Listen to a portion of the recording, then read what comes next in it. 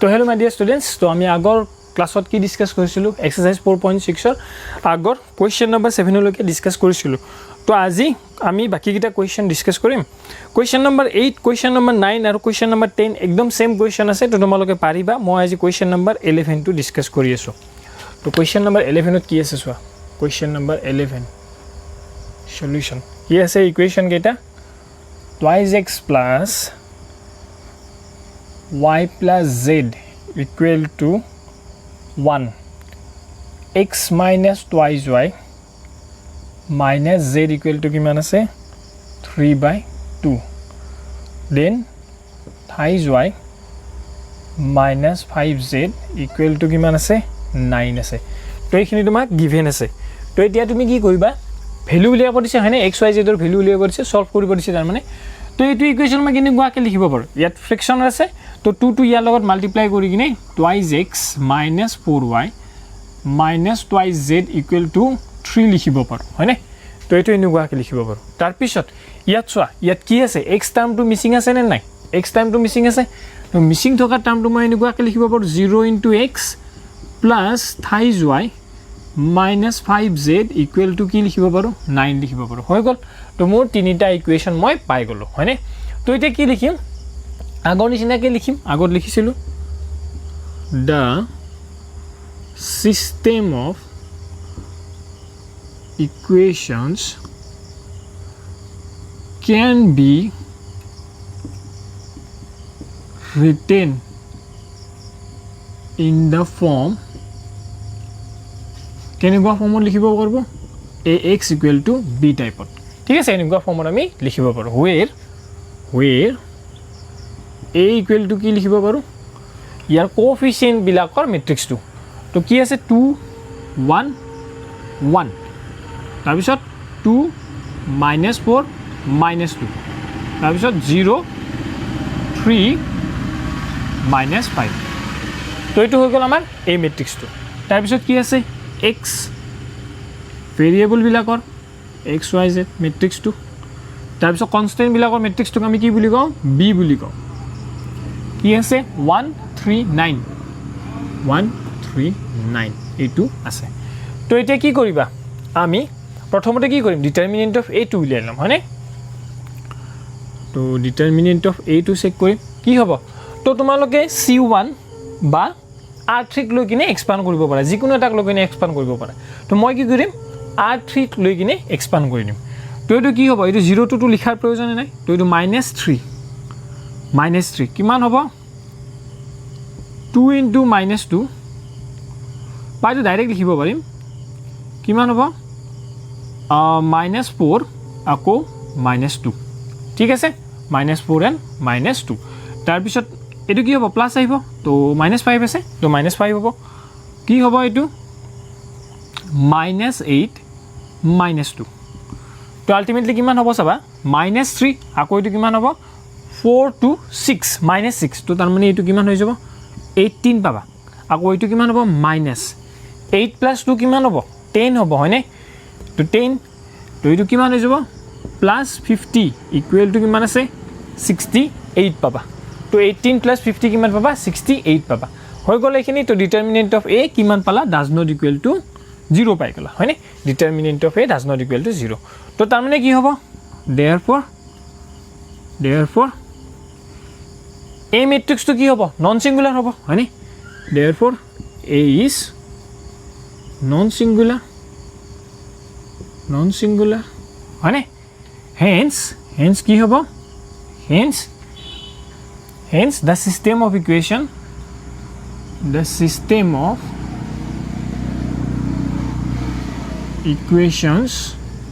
is consistent হ'ব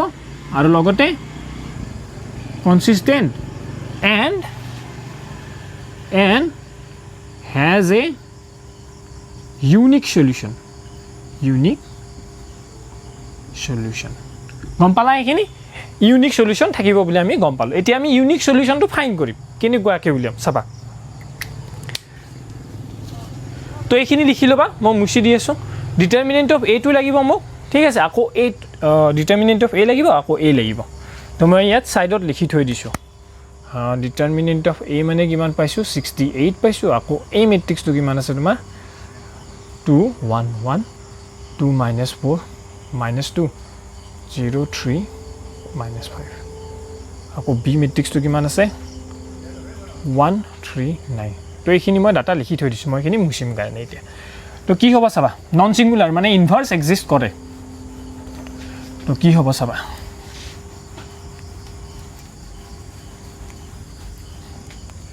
কি হ'ব প্ৰথমতে আমি কি কৰিম A ইনভাৰ্স উলিয়াম A ইনভাৰ্সৰ কাৰণে আমি কি কৰিম adjoint of A উলিয়াম হয়নে তো adjoint of A now adjoint of A adjoint of A কেনেকুৱা হ'ব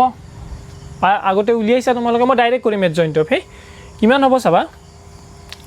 প্ৰথমটো এলিমেন্টৰ কাৰণে কি হে প্লাস আহে তো 20 প্লাস 2 ঠিক আছে 20 প্লাস 2 নহয় প্লাস 6 হ'ব 20 প্লাস 6 তাৰ পিছত কি হ'ব এটো মাইনাস আহিব মাইনাস আহিলে কি হ'ব চাবা -10 পাবা তাৰ পিছত কিমান পাবা চাবা এইটো মাইনাসত আহিব এইটো প্লাসত আহিব সৰি এইটো প্লাসত আহিব তো 6 আহিব তাৰ পিছত এইটোৰ কাৰণে -5 -3 -5 -3 হৈ গ'ল তাৰ পিছত চাবা এইটো এলিমেন্টৰ কাৰণে কি হ'ব -10 আৰু 0 তো এইটো প্লাসত আহিব -10 তাৰ পিছত এইটোৰ কাৰণে এটা চাবা কি হয় 6 এইটো -6 হ'ব তাৰ পিছত নেক্সট আছে তোমাৰ এইটো এলিমেন্টৰ কাৰণে হয়নে তো এইটো এলিমেন্ট তোমাৰ কি আহিব প্লাস আহিব নে প্লাস আহিব তো প্লাস আহিলে এইটো কিমান হ'ব তোমাৰ -2 + 4 -2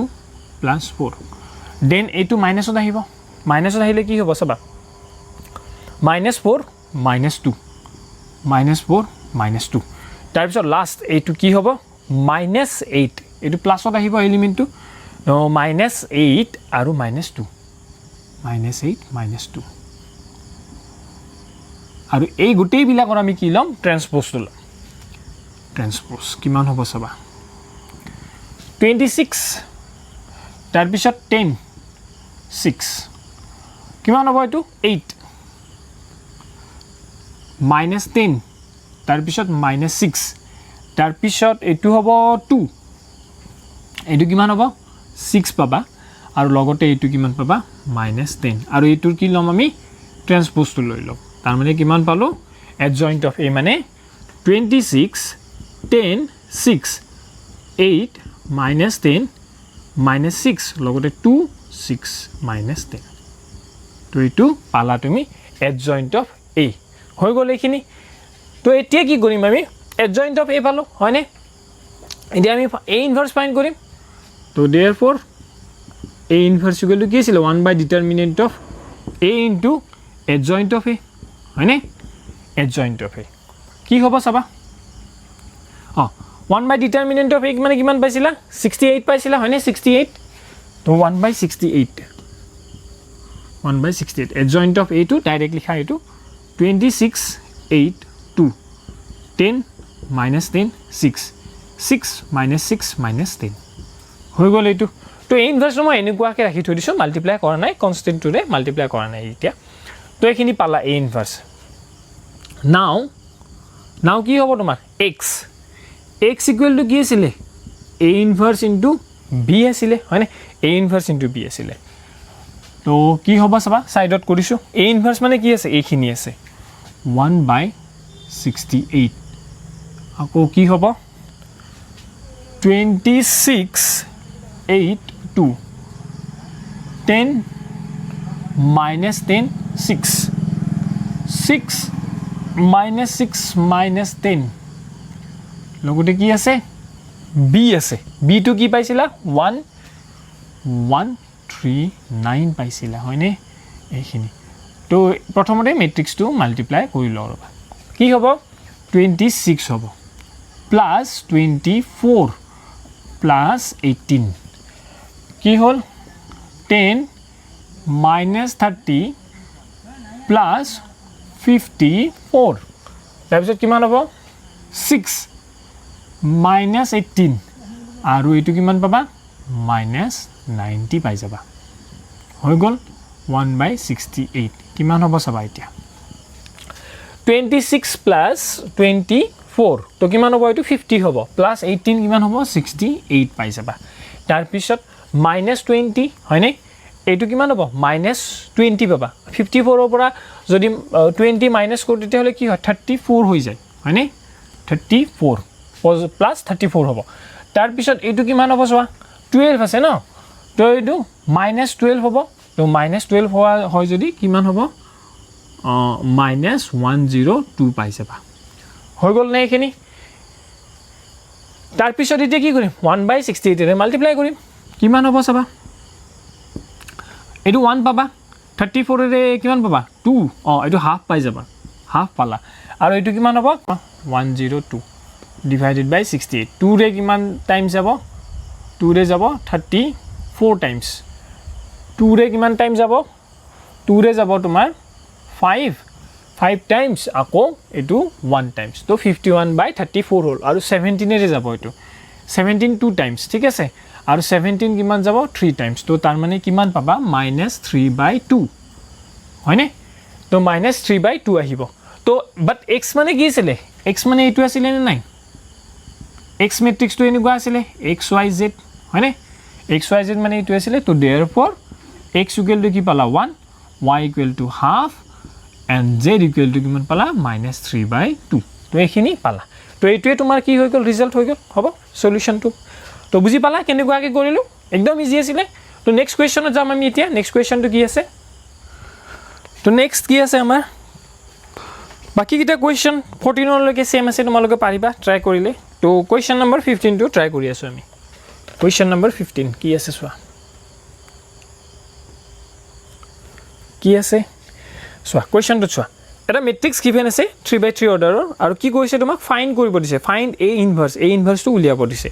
ইউজিং a ইনভাৰ্স হে a ইনভাৰ্স টো ইউজ কৰি কিনে সলভ দা সিস্টেম অফ ইকুৱেশন তো এই সিস্টেম অফ ইকুৱেশনছ খিনি তুমি কি কৰিব লাগে সলভ কৰিব লাগে হেতু ইউজ কৰি কিনে মানে a ইনভাৰ্স টো ইউজ কৰি কিনে তো চোৱা কেনেকুৱাকে কৰি তো হিয়াৰ কি আছে a equal to 2 - 3 5 3 2 minus 4 1 1 minus 2 এটো আছে আমাৰ হয়নে এটো গিভেন আছে তো এতিয়া আমি কি কৰিম এটো প্ৰথমতে ইয়াৰ ইনভাৰ্স টো ফাইন্ড কৰিম ঠিক আছে a ইনভাৰ্স ফাইন্ড কৰিম তো a ইনভাৰ্স ফাইন্ড কৰিবলৈ হলে আমি প্ৰথমতে সিঙ্গুলাৰ নে নন সিঙ্গুলাৰ হেতু চাব লাগিব হয়নে তো তাৰপৰে ডিটাৰমিনেন্ট অফ a টো উলিয়াব লাগিব তো ডিটাৰমিনেন্ট অফ a সোৱা কি কৰিবা ডিটাৰমিনেন্ট অফ a r1 ক লৈ কিনে এক্সপান্ড কৰি দিয়া হয়নে তো 2 কিমান হৈ যাব -4 + 4 হৈ গল -3 টো কি হ'ব +3 হৈ যাব +3 কি পাবা -6 + 4 পাই গলা তাৰ পিছত কি আছে +5 কিমান হ'ব 3 2 হৈ গল এইখিনি হৈ গল এতিয়া কি কৰিবা সিম্পলিফাই এটো 0 হৈ যাব এটো কিমান হ'ব -6 হ'ব তাৰ পিছত এটো কিমান পাবা +5 ইকুৱেল টু কিমান আছে -1 আছে -1 আছে তো therefore কি আছে সোৱা ডিটাৰমিনেন্ট of a does not equal to 0 হয় নে তো therefore কি হ'ব a is a non singular a is a to নকলে হ'ব a is non singular hence a inverse exist তো তাৰমানে a inverse কি আছে ইয়াৰ হয় নে নেক্সট কি হ'ব যে a inverse টো উলিয়াম তাৰ কাৰণে আমি কি কৰিম adjoint of a উলিয়াম adjoint of a টো কি হ'ব চাবা মই ডাইৰেক্ট কৰিম adjoint of a টো চাই লবাচোন কি হয় প্ৰথম এলিমেন্টৰ কাৰণে কি হয় প্লাস হয় তো চাবা 2 * 2 -4 আৰু এটো কি পালা +4 পালা নেক্সট সেকেন্ড টো তোমাৰ মাইনাস হ'ব নো মাইনাস হলে কি হ'ব চাবা -6 আকৌ +4 তো -6 + 4 পাবা থাৰ্ড টোৰ কাৰণে কি হ'ব থাৰ্ড টো প্লাস হ'ব প্লাস হলে কি হ'ব চাবা 3 আৰু 2 3 - 2 হৈ গল এইখিনি নেক্সট এইটো এলিমেন্টৰ কাৰণে কি হ'ব চাবা এইটো কি আহিব মাইনাস আহিব 6 প্লাস 6 হ'ব আৰু লগতে কি পাবা তুমি -5 পাই যাবা হৈ গ'ল এইটো কি আহিব প্লাস আহিব কি হ'ব এইটো -4 আৰু -4 -5 পাবা হৈ গ'ল এইখিনি দেন তোমাৰ কি আছে এইটো এলিমেন্টৰ কাৰণে কি হ'ব মাইনাস আহিব মাইনাস আহিলে কি হ'ব চাবা 2 আৰু 2 + 3 দেন এইটো এলিমেন্টৰ কাৰণে কি হ'ব চাবা কি হ'ব এইটো প্লাস আহিব ঠিক আছে প্লাস হলে 12 আৰু -10 12 - 10 তাৰপিছত এইটো এলিমেন্টৰ কাৰণে কি হ'ব চাবা এইটো এলিমেন্টৰ কাৰণে মাইনাস আহিব মাইনাস আহিলে -8 আকৌ -15 পাবা হৈ গ'ল এইখিনি তাৰ পিছত এইটো এলিমেন্টৰ কাৰণে লাষ্ট এলিমেন্টৰ কাৰণে কি হ'ব তোমাৰ পজিটিভ আহিলে কিমান হ'ব 2 * 2 = 4 4 + 3 * 3 = 9 হৈ গ'ল আৰু এই গোটেইটোৰ কি ল'ব লাগিব তুমি ট্ৰান্সপোজ ল'ব লাগিব হৈ গ'ল এটা চাবা এইটোটো 0 পাই গলা দেন এইটো কিমান পাবা 2 পাবা আকৌ এইটো 3 - এইটো 1 এইটো 11 সৰি 11 নহয় 6 - 5 এইটো -1 পাবা এইটো পাবা তুমি -9 তাৰ পিছত এইটো কিমান পাবা -5 এইটো 2 এইটো কিমান পাবা এইটো 8 5 23 তো এইটো +23 পাই যাবা নেক্সট এইটো কিমান পাবা 13 পাবা 13 আৰু এই গোটেইটো তোমালকে কি ল'ব লাগিব ট্ৰান্সপোজ ল'ব লাগিব তো কিমান হ'ব ট্ৰান্সপোজ ল'লে মেট্ৰিক্সটো 0 2 1 -1 -9 -5 2 23 আৰু 13 তো এডজয়েন্ট অফ এ মানে কিমান পালা এইখিনি পালা হয়নে এডজয়েন্ট অফ এ খিনি পালা তো এতিয়া কি কৰিবা তোমালকে এ ইনভাৰ্স ফাইন্ড কৰিবা এ ইনভাৰ্স কেনেকুৱা আছিল এইখিনিত কৰি দিছো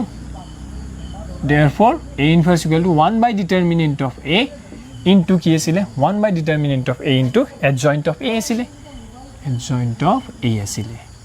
তো 1 by determinant of a মানে কিমান আছে determinant of a মানে -1 আছে আকৌ adjoint of a কিমান পাইছা 0 -1 2 2 -9 23 লগতে 1 -5 13 পাই গৈছা হয়নে তো এইখিনি পাই গৈছে adjoint of a তো এতিয়া এইখিনিটো মাইনাসে হ'ব -1 হ'ব মাল্টিপ্লাই কৰিলে সাইন বিলাক চেঞ্জ হৈ যাব কিমান হ'ব 0 1 -2 -2 9 -23 আকৌ -1 5 -13 তো কি পালা a ইনভার্স মানে এইটো পালা হল নে এতিয়া তো এটা কি কৰিব এটা a ইনভাৰ্স তো ফাইন্ড কৰা হল এটা তোমাৰ কি আছে সিস্টেম অফ ইকুয়েশনস দিয়া আছে হয়নে তিনিটা সিস্টেম অফ ইকুয়েশনস দিয়া আছে তাৰ পৰা তোমাক কি কৰিব দিছে সলভ কৰিব দিছে তো তাৰ মানে ভ্যালু উলিয়াব দিছে হয়নে ভ্যালু উলিয়াব দিছে তো এইটো আমি কেনেকুৱাকে কৰিম এতিয়া তো এইখিনি তোমালোকৰ হৈ গল এইখিনি মই মুছি দিছো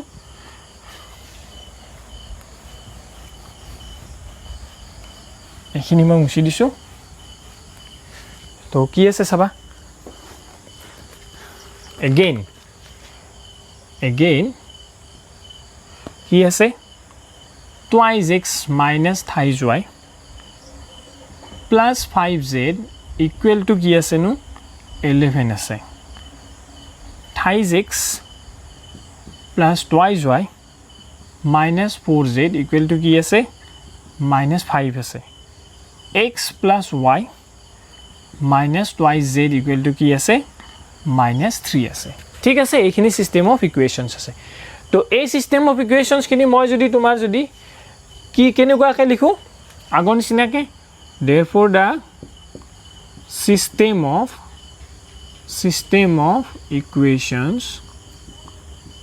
equations can be written in the form ax equal to b যদি ax equal to b এনেকুৱা ফৰ্মত লিখো তেতিয়া হলে কি হ'ব where a equal to কি আছে তোমাৰ 2 minus 3 5 3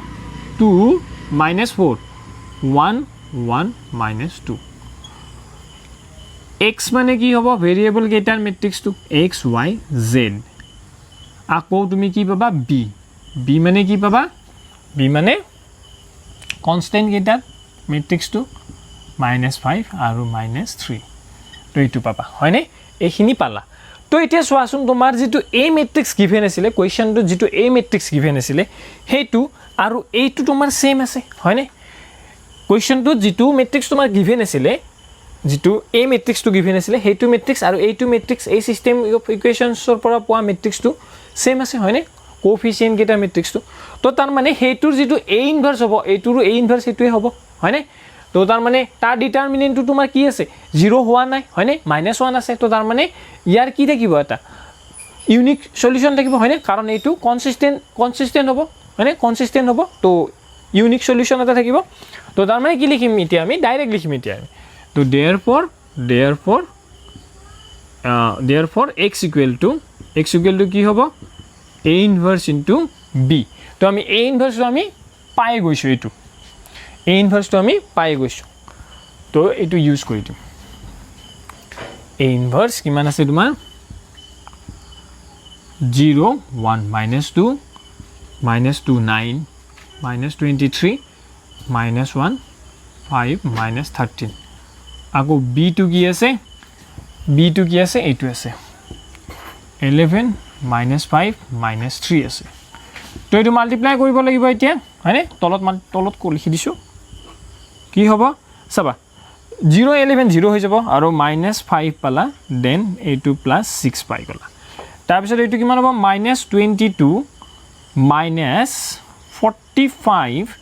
তাৰ পিছত কিমান হ'ব 3 3 * 9 এটো প্লাস হ'ব 969 হৈ যাব ঠিক আছে দেন এইটো -11 আৰু -25 তাৰ পিছত +39 তো এইখিনি পাবা এইখিনি এতিয়া সিম্পলিফাই কৰিব লাগিব প্ৰথমটো কি আহিব তোমাৰ প্ৰথমটো আহিব 1 আহিব ঠিক আছে দেন 45 আৰু 22 এড কৰিলে কিমান হয় 67 হয় তো 67 ৰ পৰা যদি -67 + 69 হয় কিমান হ'ব 2 হ'ব ঠিক আছে আৰু এটো কিমান হ'ব এটো হ'ব 36 তো 36 হ'ব 36 হলে 39 ৰ পৰা যদি 36 যায় তেতিয়া হলে কি হয় তোমাৰ 3 হৈ যায় হয়নে তো therefore আগতে কি আছিল x মেট্ৰিক্সটো কেনেকুৱা আছিল x y z আছিল হয়নে x y z equal to কিমান পালা তুমি 1 2 3 এইটো মেট্ৰিক্স পালা তো তাৰমানে কি হ'ব therefore x equal to 1 y equal to 2 আৰু z equal to কিমান আছে 3 আছে তো তোমাৰ আনসাৰটো পাই গলা এটো হ'ব এইখিনি তো আমাৰ নেক্সট কোৱেশ্চন কি আছে হেতু যাও আমি তো নেক্সট কি আছে চোৱা 16 নম্বৰ কোৱেশ্চনটো আছে 16 নম্বৰ কোৱেশ্চনটো কি দি আছে চোৱা the cost of 4 kg onion 3 kg wheat and 2 kg rice is ₹60 ঠিক আছে তো 4 kg onion 3 kg wheat আৰু তোমাৰ 2 kg riceৰ দাম কিমান দিয়া আছে 60 rupees বুলি দিয়া আছে next দিয়া আছে the cost of 2 kg onion 4 kg wheat and 6 kg rice is ₹90 ঠিক আছে 90 rupees বুলি কৈছে then go আছে the cost of 6 kg onion 2 kg wheat and 3 kg rice is ₹70 find the cost of each item per kg by matrix method to matrix method use কৰি কিনে তোমাক কি সুধিছে per kg onion per kg wheat আৰু per kg rice or তোমাৰ price to সুধিছে cost to সুধিছে তো এটো কেনেকুৱাকে কৰিব লাগিব 16 নম্বৰ তো তুমি লেট কৰি ল'ব লাগিব ঠিক আছে per kg অনিয়নৰ price to লেট কৰি ল'ব লাগিব wheator লেট কৰি ল'ব লাগিব আৰু ৰাইচৰ কি কৰিব লাগিব লেট কৰি ল'ব লাগিব তো let the cost per kg of onion be x বুলি লৈছো rupees x বুলি দিয়া rupees x then the cost of per kg of কি আছে wheat আছে ন b rupees y বুলি লৈছো then কি হ'ব rice b কিমান বুলি লৈছো z বুলি লৈছো ঠিক আছে তো এখিনি মই লেট কৰি লৈছো এতিয়া তোমাক কি কোৱা আছে according to question কি হ'ব according to question কি হৈ যাব 4 kg হলে 4x আহিব হয়নে গোটেইখিনি দাম কিমান বুলি দিয়া আছে 60 rupees বুলি দিয়া আছে তো 4 kg প্লাস কিমান আছে 3 kg হুইট আছে তো 3y প্লাস কি আছে 2 kg রাইস আছে তো তাৰমানে 2z ইকুৱেল টু কিমান হ'ব গোটেইখিনি দাম কিমান হৈ যাব তোমাৰ 60 rupees হ'ব তো ইকুৱেল টু 60 হৈ যাব বুজি পালা এখিনি নেক্সট টু কি আছে চোৱা 2 kg অনিয়ন তো তাৰমানে twice x প্লাস কি হ'ব 4 kg হুইট আছে তো তাৰমানে 4y প্লাস কি আছে 6 kg ৰাইস তো তাৰমানে 6z ইকুৱেল টু কিমান আছে তোমাৰ এটো 90 rupees আছে বুজি পালা নহয় এখিনি নেক্সট কি আছে চোৱা 6 kg অনিয়ন তো 6 into x plus 2 kg wheat আছে তো twice y plus 3 kg rice আছে 3 kg rice equal to কিমান আছে ইয়াত 70 আছে তো এইখিনি তোমালোকে পাই গলা তো এইখিনি সিস্টেম অফ ইকুয়েশনস হৈ গৈছে হয়নে তো ইয়াৰ পৰা তোমালোকে কি কৰিব লাগিব প্ৰথমতে সিস্টেম অফ ইকুয়েশনস কিনি কনসিস্টেন্ট নে ইনকনসিস্টেন্ট হেতু চাব লাগিব হয়নে তাৰ মানে ডিটাৰমিনেন্ট অফ a2 উলিয়াব লাগিব তো ডিটাৰমিনেন্ট অফ a2 উলিয়াৰ পিছত তোমালোকে কি কৰিব লাগিব a ইনভাৰ্স ফাইন্ড কৰিব লাগিব হয়নে a ইনভাৰ্স ফাইন্ড কৰাৰ পিছত কি কৰিবা x equal to a inverse into b কৰিবা তো ইয়াৰ পৰা তোমালোকে কি পাবা x ৰ আৰু xyz ৰ ভ্যালু পাই যাবা আৰু সেই xyz ৰ ভ্যালু গিটা তোমাৰ কি হ'ব দা কষ্ট পাৰ কেজি অনিয়নৰ কষ্টটো হ'ব x rupees x ৰ যেটো ভ্যালু পোৱা হেতু হ'ব তাৰছত y ৰ ভ্যালুটো হ'ব হুইটৰ পাৰ কেজি হুইটৰ দাম দেন z ৰ ভ্যালুটো কি হৈ যাব তোমাৰ পাৰ কেজি ৰাইসৰ দাম তো পাৰিবা এটো কেনেকুৱাকে কৰিব লাগে তো বাকিখিনি সেমে আগৰ নিচিনাই আছে একদম সেম হ'ব ঠিক আছে কেৱল এইখিনি তোমাৰ বনাব লাগিছিল সিস্টেম অফ ইকুয়েশনস খিনি বনাব লাগিছিল হ'ব তো এইখিনি কৰিব পাৰিবা নিশ্চয় ঘৰত হ'ব তো যদি তোমালোকে ভিডিওটো ভাল পালা তেতিয়া হলে লাইক কৰিবা ফ্ৰেন্ডছ বিলাকৰ লগত শেয়াৰ কৰিবা আৰু যদি তোমালোকে চেনেলটো নতুনকৈ আহিছা তেতিয়া হলে চেনেলটো সাবস্ক্ৰাইব কৰিবলৈ নাপাহৰিবা থ্যাংক ইউ